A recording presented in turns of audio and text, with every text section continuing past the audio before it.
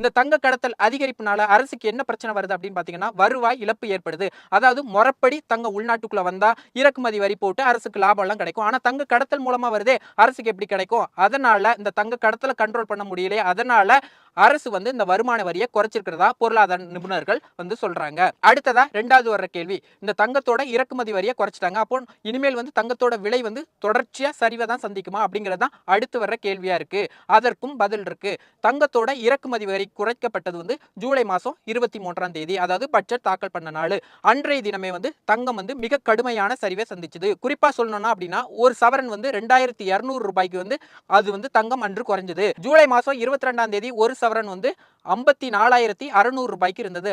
அதே நேரத்துல இந்த வரி குறைப்புக்கு பண்ண அடுத்த செகண்டே ஒரு சவரன் தங்கம் ரூ. 52,400 வந்துட்டு கிட்டத்தட்ட ரூ. 2,200 குறைப்பு அப்படிங்கிறது வந்து கடந்த 4-5 வருடங்கள்ல இல்லாத அளவுக்கு அன்றைய தினம் வந்து தங்கம் குறைஞ்சது.